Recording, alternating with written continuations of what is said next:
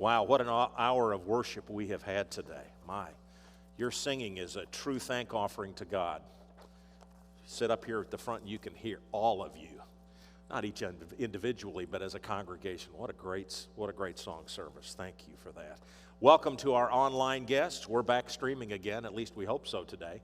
So we're glad that our folks online are from all over the country and world are joining us today. Thank you for that. And of course, thank you to all of our guests and of course our regular folks. It's always good to see you, and I'll say this, as has been said so many times before, I will never, ever take for granted our getting together on Sundays. This just means so much to see you here. I want to read part of an article that was published in USA Today on November 28, 2017. If you want to get an American passport, you have to have primary identification, which includes a picture. It's widely thought that a U.S. passport or a passport from any country is the best way to confirm the identity of anyone. The most common is the driver's license, but the passport is actually better because it includes many other things besides the picture. But in this article by T.O. Spengler, he wrote an article about identity and about how you prove your identity. It says, given that a passport becomes proof of your identity while you're traveling abroad, it's not surprising that you have to provide proof of your identity to get it. Any applicant who is 18 or over has to establish identity, and anyone under 18 must be identified by a parent or guardian who provides documentary proof of her own identity. Generally, if you present one government-issued photo identity document when you submit Form DS-11, that is sufficient. Perhaps the most popular document to use for this is a driver's license. The license has to be current, fully valid, not temporary, or a learner's permit, and issued by the state where you are applying for the passport. Any of these also constitute primary identification if the photo is recognizable. This is a big deal. Ask anybody that has migrated to the United States if identity is a big deal. Right, Veronica? It's a big deal to confirm your identity if you're from another country.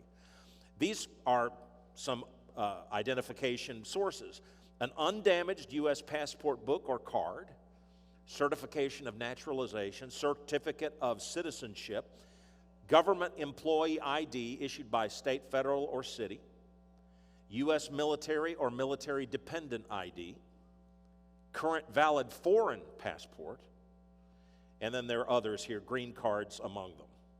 The article points out that the alternatives methods of identification are directly connected to a government-sanctioned document. Simply put, to be properly identified anywhere in the world, you must provide credible evidence from a governmental authority.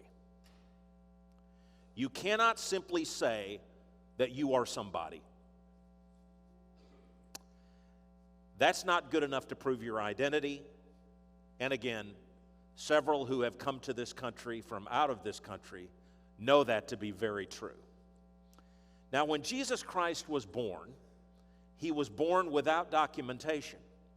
He had no birth certificate, likely no written proof produced by a government agency to prove his identity, but he was known as Jesus of Nazareth, showing the town of his raising. The name Jesus of Nazareth tied you to your city of origin. He would have also been known as Jesus Bar Joseph, the son of Joseph. But that is not sufficient, is it? Not if you want to prove that he's the Son of God. We know he's of the lineage of Israel because we have two, Matthew and Luke, give genealogies that document his earthly heritage, his earthly identity. But what do you do if you must prove that Jesus is the Son of God? Because so many people in our culture today do not believe that.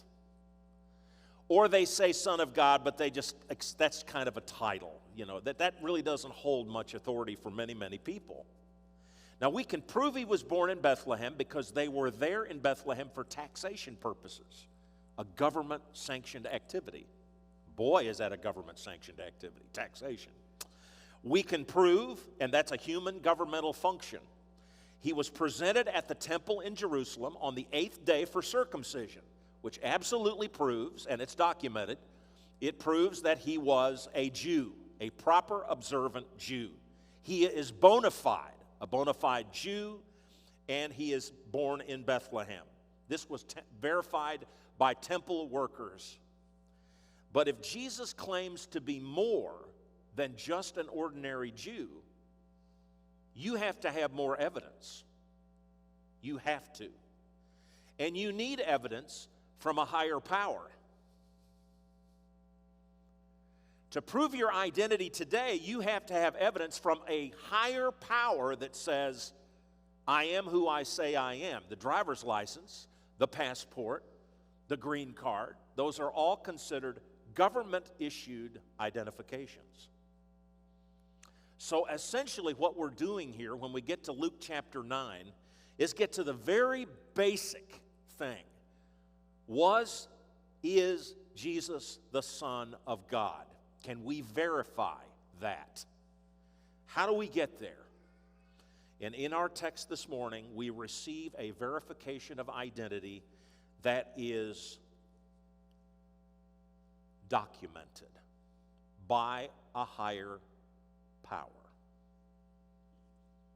God does this because we have 2 heavenly witnesses, we have 3 earthly witnesses, we have Jesus himself present, and finally, God speaks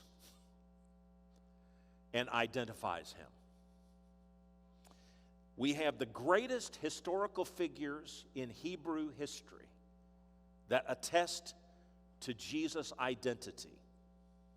And then God speaks and identifies him. So we're going to look at Luke 9, and I'm going to start at verse 28 and read through verse 36. About 8 days after Jesus said this, he took Peter, John, and James with him and went up onto a mountain to pray. And as he was praying, the appearance of his face changed, and his clothes became as bright as a flash of lightning. And 2 men, Moses and Elijah, appeared in glorious splendor, talking with Jesus. They spoke about his departure, which he was about to bring to fulfillment at Jerusalem. Peter and his companions were very sleepy, but when they became fully awake, they saw his glory and the 2 men standing with him. As the men were leaving Jesus, Peter said to him, Master, it's good for us to be here. Let's put up 3 shelters, one for you, one for Moses, and one for Elijah. He didn't know what he was saying. What a sweet thing for Luke to add. While he was speaking, a cloud appeared and covered them, and they were afraid as they entered the cloud. A voice came from the cloud saying, This is my son whom I have chosen. Listen to him. And when the voice had spoken, they found that Jesus was alone.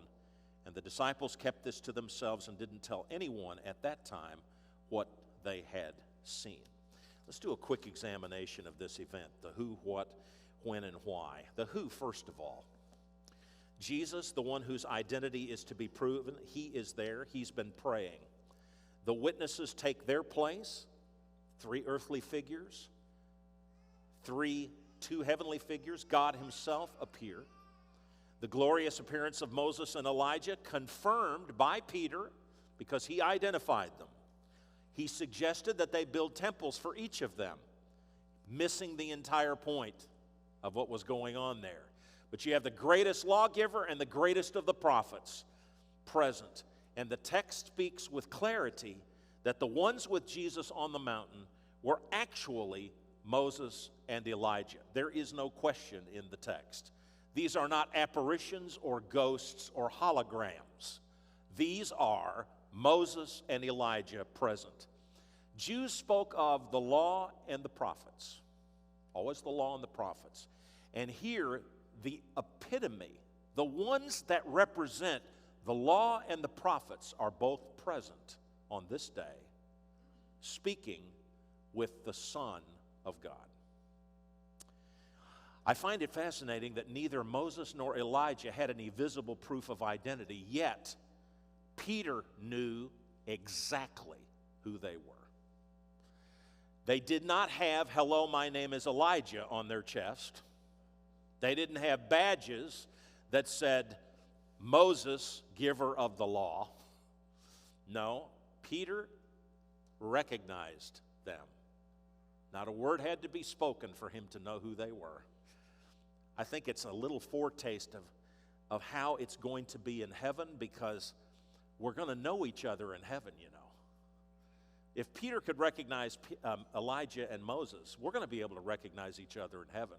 We won't need badges. So, here's the deal. There must be a different way of knowing in heaven. Anyway, that's a thought. It always boggles my mind to think about that. But it's wonderful to think that we're going to know one another forever in heaven. The friendships, the spiritual family we have, we will recognize one another forever. The God who knows us so well, who has the hairs of our heads numbered, is going to make it possible for us to know each other. It's going to be great. And the who is vital here on the mountain, because all of God's history of dealing with mankind, the law and the prophets, all of that history, those centuries that God has interacted with man, wooing man into a relationship with him, are here present on the mountain with the ultimate Redeemer who stands in the midst of them. Now what? This is a glorious transformation. We're told, in the Greek it's metamorphos. It's just almost directly taken into English. It means transformation. It is spoken of as a transfiguration, but it's a transformation of his appearance. Even his clothes, it says in verse 29, became as bright as a flash of lightning. A couple of years ago, we went to see Mount Rushmore in South Dakota.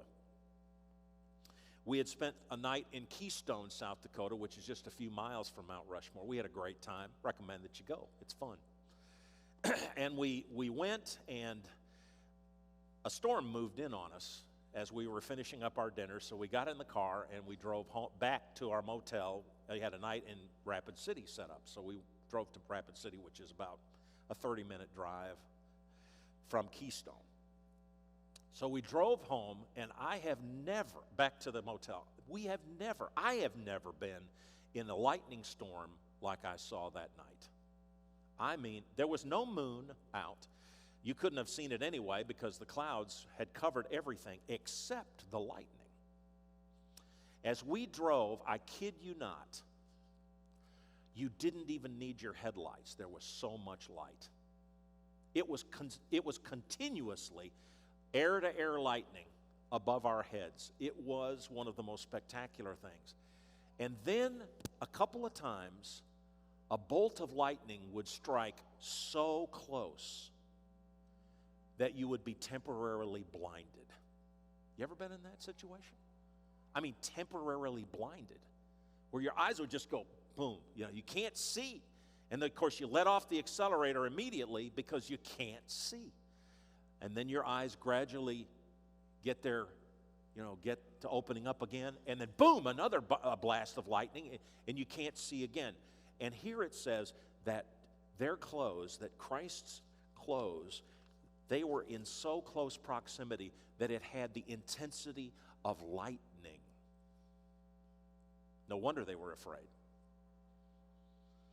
And the two who were present with Jesus, Elijah and Moses, it says that they spoke with Jesus about his departure. And that word departure in the original language is a wonderful word. And you'll recognize it immediately. In Hebrews 11, verse 22, by faith Joseph, when his end was near, spoke about the exodus of the Israelites from Egypt. That word here, translated Exodus, is exactly the same word in Greek to translate departure. So they were talking about, with Jesus, his exodus from the earth. They're using a word that singularly describes the greatest redemptive act up to that time in the history of Scripture. And they use that word. What was to happen in Jerusalem, his exodus, is now weighted with this notion of redemption, of release from captivity. All Israel knew the story of how God redeemed Israel from Egyptian bondage. And here they talk with him about Christ's exodus. The same word, exodus, redemption. That is our salvation history. That was their salvation history. It's the context in which Jesus came and died to provide us an exodus. But he had to exit first. He had to exodus first. But you know that the story of the redemption of Israel, of their release from Egyptian bondage, is the story of the Old Testament. It is referred to constantly in the Old Testament. In Psalm 105, verse 43, it says, God brought out his people with rejoicing, his chosen ones with shouts of joy. I'm going to give you 3 passages, and there's like 303 passages I could cite, okay? And then in 1 Kings 8:51, when Solomon dedicated the temple, he said, for they are your people, he's speaking about God, and your inheritance, whom you brought out of Egypt, out of that iron smelting furnace, probably a reference to how hot it was in Egypt. And then in Deuteronomy 9:29, Moses wrote these words, they are your people, he's speaking to God, your inheritance that you brought out by your great power and your outstretched arm. A tiny sample of these statements that refer to the Exodus, the redemption of Israel from Egyptian bondage. And here, Moses and Elijah, who were very familiar with the term Exodus, since they were born into that culture, into that theology, here they are talking to Jesus about his exodus. This is God's new and wonderful and fulfilling act of love to redeem not only the Jews, but specifically the Jews here, but all mankind. That's the what of the Transfiguration. What about the when? We have 2 points in time that describe the when of the Transfiguration. In Luke 9, verse 28, it speaks about 8 days, it was a little over a week after Jesus said this, he took Peter, James, and John with him on the mountain, went up unto a mountain to pray. Well, it had been a little over a week since what had happened? Since this happened, Luke 9, verse 22. The Son of Man must suffer many things and be rejected by the elders, the chief priests, and the teachers of the law, and he must be killed, and on the 3rd day be raised to life. The praise for Jesus, the adulation, the huge following was to be followed by rejection among the folks who were recognized as leaders in Judaism. Jesus would be killed. This would be his departure, his exodus. He was to be the Passover lamb. This act of redemption was to be executed by Jesus' enemies. His departure was pre-planned by God, and his resurrection was foretold on the 3rd day after all of this. He told his apostles just a week before with crystal clarity, I'm going to die. They had seen wonderful works. They were probably thinking, how could anybody with this kind of power be put to death? I mean, how could he place himself in the hands of wicked people? And yet he was going to do that. And you see, connect that to the Exodus, and you got redemption right there in the middle of Luke. They understood that. Why? There's a lot of reasons why Jesus was transfigured. I'm going to give you 3. One reason for this was for Moses and Elijah to speak to Jesus. And I don't think they were just talking about what would happen. I think they were encouraging him. Moses and Elijah were encouragers. They didn't always have a whole lot of luck in their earthly ministry encouraging the people of God, so-called. But speaking to the Son of God who was perfectly molded to the will of his Father, they stood there with him and they must have encouraged him. You're almost home, they might have said. You're almost home. You've almost done what we've dreamed about. What we wanted to know about, you're about to accomplish. I just would love to be I would love to be an ant on the ground to hear that conversation. Second reason for the Transfiguration is to verify Jesus' identity. He was the anointed one of God, the Messiah, the one to whom we would bow the knee, and the only other one that we would bow the knee to would be God himself, his Father. Listen to him. And God himself identified Jesus and then stated for all time, this is my beloved Son, the Son that I love. Listen to him. That's good enough for me. That identifies Jesus, doesn't it? And he had witnesses to boot. They all heard this. And third reason is to show that those who die in the Lord never really die. Moses and Elijah, they appear, they're alive.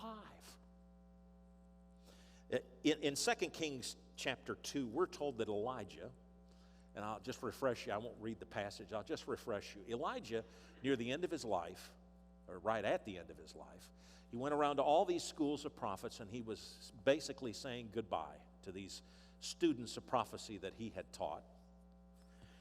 And then suddenly he was taken. He was taken. It says that he went up into a fiery chariot. He was taken up into heaven. Elisha crying out, his protege, Elisha crying out, my father, my father. And there Elisha's gone. The prophets, something that we don't often read, the prophets that were with Elisha that day begged Elisha to let them go look for him. You can read all about that in 2 Kings 2. They wanted to go look for him. And Elisha at first said, nope, not doing that. And then Elisha caved. He changed his mind. And they went out and they looked for him for several days and could not find him. They thought that Elijah had just been blown to another location by a tornado, I guess. They couldn't find him. God swept him up to heaven. And it kind of reminds me of a discussion that the Sadducees had with Jesus near the end of his ministry that always seemed to me to be such a decisive moment in Christ's ministry. They're arguing with him about the resurrection of the dead. They don't believe it. And Jesus makes this statement in Mark 12, verse 26. Now about the dead rising, have you not read in the book of Moses, in the account of the burning bush, how God said to him, I am the God of Abraham, the God of Isaac, and the God of Jacob? He is not the God of the dead, but of the living. You are badly mistaken. Moses and Elijah were very much alive. Elijah was in heaven, taken bodily. Moses died. But do you know what it says about his burial? It says God handled his burial. So Elijah was already in heaven. God buried Moses. And then suddenly, here on this glorious mountain with the Son of God, here they are in person, in glory. And they say, and they're talking to him about these people, about what he was about to do. In Hebrews 12, it speaks of our Hebrews 11:39, it speaks of a great cloud of witnesses around us. In 11:39, let me read that to you. These were all commended. These are all dead people. He's talking about dead people. These were all commended for their faith. He's talked about Moses. He's talked about Rahab and all the great characters of the Bible. He said, yet none of them received what had been promised, since God had planned something better for us, so that only together with us would they be made perfect. Therefore, since we are surrounded by such a great cloud of witnesses, let us throw off everything that hinders and the sin that so easily entangles, and let us run with perseverance the race marked out for us. We are told that we are surrounded by a great cloud of witnesses. You can't witness something if you're dead. You have to be alive. Jesus said it himself, I'm not the God of the dead, I'm the God of the living. Said that in the book of Exodus to Moses. Heaven is not empty. So what does this mean for us? We have a firm hope in Jesus. I want you to know, and this is why we come back to these things at this time of year and the Sundays that lead up to Easter. It is so important that we touch on these foundational principles. And the foundational principle is that God has revealed himself in his Son, Jesus Christ, and that our redemption and our hope is in him. We don't need it from anybody else. Jesus Christ is our firm foundation. We have a positive identification on him. Peter, who was an eyewitness of the Transfiguration, you remember Jesus said, don't tell anybody until after my resurrection, until after I've come back. But Peter didn't spare telling the story again, acknowledging that he knew what happened on that mountain. He wrote about it in 2 Peter, the first chapter, verse 16 through 18. Listen to this. Peter remembering this. For we did not follow cleverly devised stories when we told you about the coming of our Lord Jesus Christ in power, but we were eyewitnesses of his majesty. He received honor and glory from God the Father when the voice came to him from the majestic glory, saying, this is my Son whom I love, with him I am well pleased. We ourselves heard this voice that came from heaven when we were with him on the sacred mountain. That's how Peter remembered it. He said, I saw it. You think this is just a great story we're telling you? He said, cleverly devised story? Some really good fiction? He said, no, I was there. I saw this. I heard this. It was glorious. It was majestic. He said, I want everybody to know this is not some story. We saw this happen. We have a message to share and a positive identification on the one who has saved us and his willingness to save and redeem all who would follow him. Peter didn't dream this up. He saw the cloud descend. He saw the bright glory like lightning. He heard the voice that caused him to fall on his face. People want to know why I follow Jesus today, 20 centuries after this all happened. One reason is because God the Father ID'd Jesus on that day. I have no question about Christ's identity.